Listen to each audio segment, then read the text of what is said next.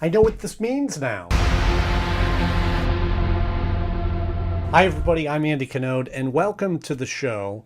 And we're doing something a little bit different. If you saw my Loot Crate video, you are well aware that I have never seen Blade Runner. However, this past weekend, I got a chance to see the new Blade Runner 2049. So I'm going to be giving you a review from the perspective of somebody that has never seen the original film. I would much prefer that to the alternative. Now, before we get started, I want to set everybody's mind at ease and let you know that this is completely spoiler-free. I'm not going to be divulging any of the secrets of the film in this review. Now, my Batman reviews, I give kind of a 45-second rundown synopsis of the episode. I'm not going to do that for this, but I will give you just kind of a general guideline of what the story is about, from what I can tell. We've got Ryan Gosling, who's a police officer that ends up going after Drax the Destroyer. And in doing so, it opens up a plot, and then Princess Buttercup sends Ryan on a mission to solve what was going on at Drax's farm.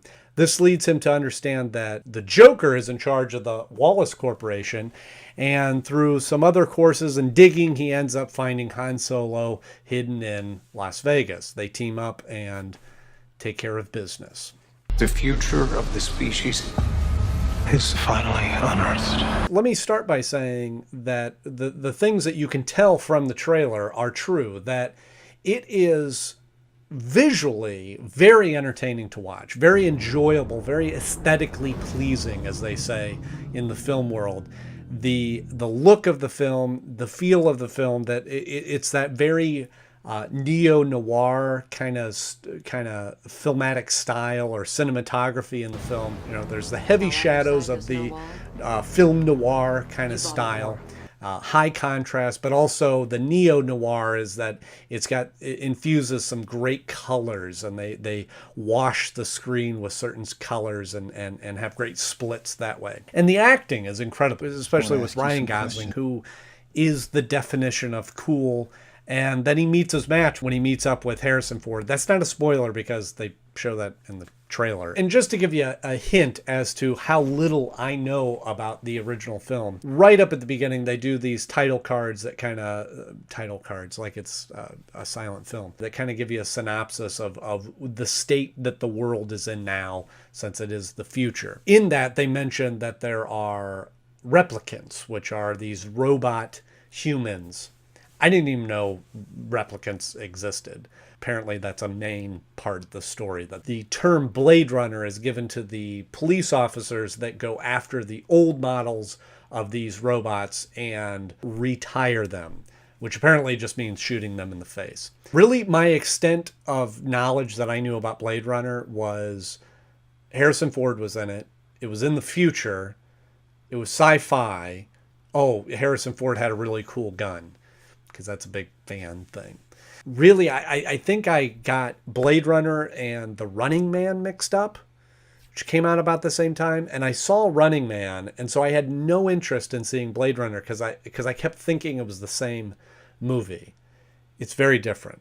Just, I gather that much now. So I really honestly tried to kind of avoided Blade Runner. And, and then I was only later that I started picking up more about it and hearing that it was more of a neo-noir kind of film and sci-fi mystery detective kind of thing. And I thought, boy, I probably really like that. When I heard that Blade Runner 2049 was coming out, my instinct was to go back and watch the original film. But for the purpose of this video, I thought, no, I'm going to wait and watch it until after I watch 2049 so that I can give a review from the perspective of somebody that's never seen the original one. I always told you, you're special. Sitting there and watching it, I felt like I grasped the basic plot, the surface level plot, the A plot, if you will. The part that I anticipated that there was going to be a lot of Easter eggs for the fans. If you're a fan of the original film, you would see those little things and get excited and cheer and yell and scream in the theater. So I anticipated that those would completely fly over my head.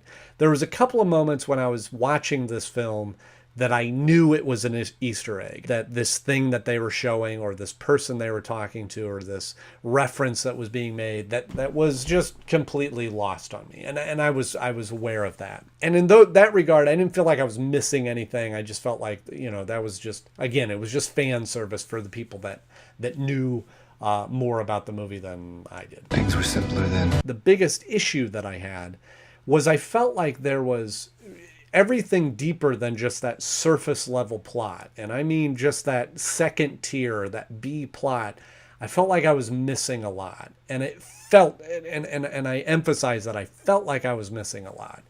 It wasn't like some of the Easter eggs that just flew right by me or went right over my head and I never knew they existed. But there was elements of the plot that I knew that there was more to it, or there was parts that I knew I didn't understand, and I felt like I would have understood it if I understood the backstory or knew of the backstory. And especially once he meets up with Indiana Jones, that there is a distinctive, clear tie to the older film. It was akin to being at a gathering and everybody's talking about a shared story and experience that they had together, and you were the only person that wasn't there. It felt a little like that. That's what we do here. The other issue that I had, the pacing of the film. It is a long film. I think it's like 3 hours. Felt like 3 hours anyway. 2 hours and 44 minutes. So almost 3 hours. And I felt like I could have edited it. That's always a hard word for me. I felt like I could have edited it down to at least, to cut out at least 40 minutes of that. There was a lot of just long traveling shots of Ryan Gosling walking or thinking or looking at this or analyzing that. And it was just very drawn out. And I'm not the type of person that I need just nonstop action and I need nonstop go. But if there's going to be these drawn out moments or drawn out, slowed paced moments, I want it to be for a reason. And I don't feel like there was a reason for that. Having not seen the original Blade Runner, I don't know if that's how that was done, if that was the style that Ridley Scott used in that film. If it was, then it needed to be updated, because we've evolved a lot since the 80s in just how we watch movies and how we ingest content. Just in general, we can grasp the idea of action that's happening a lot quicker than we used to be able to. We get it. We know when somebody needs to get from the United States to France, that they have to go to the airport, buy a ticket, check their bags, go through security, sit there and wait at the terminal, and then get on the plane and sit on the plane and drink a snack, and then they land, and then they have to wait to get off the plane. They get off the blah, blah, blah, blah, blah, blah. We get it. All right. So all we need to see is somebody go to the airport, buy a ticket. Boom. We see the plane take off, see it land. We see the Eiffel Tower. Boom. We're in France. Right. So we grasp those things a lot quicker. And I think that kind of that older style of making films was, we have to spell that all out, or it would confuse them to go, well, wait a minute, how'd the plane get from there to there? But I will say, one of the things that I did appreciate, the artistic choice that they made in the film, was that they maintained a look at the future from the perspective of the 80s. Obviously, when the original Blade Runner was made in the 80s, it was what we projected the future to be from the 80s. So it was kind of an outdated version of the future. Like monitor screens and stuff had a very simple kind of computer graphics to them that we would have anticipated us having in the 80s, because that was the technology we had, versus what we know our technology is now in 2017,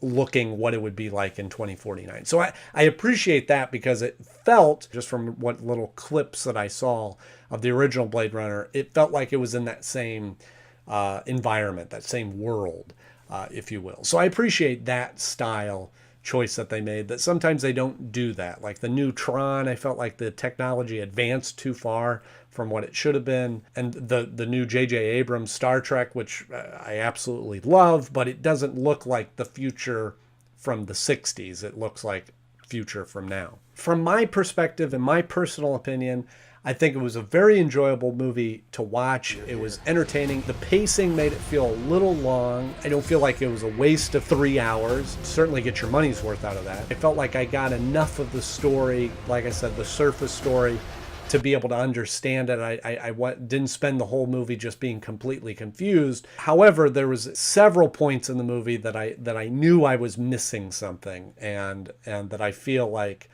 I would have gotten if I had seen the original movie. So if you're somebody that has not seen the original movie and you're interested in seeing this one and don't want to waste your time with the original Blade Runner, I'd say go for it. I think that you'll get enough out of this movie, especially if you're a fan of the film noir and the mystery and the futuristic sci-fi kind of elements. I think you'll enjoy this movie. But I do think that you'll get much more out of this movie if you had seen the original one. So perhaps if you like this review, I'll go back and watch the original Blade Runner and also review that from the perspective of watching it 30 years later. Thanks for watching. I appreciate you tuning in for something a little bit different than what we normally do with the Batman the Animated Series. But if this is something that you enjoy, then I'll certainly do more reviews like this. As always, I'm Andy Knode. Thank you so much for watching, and I'll be back on Thursday reviewing Batman the Animated Series with Perchance to Dream.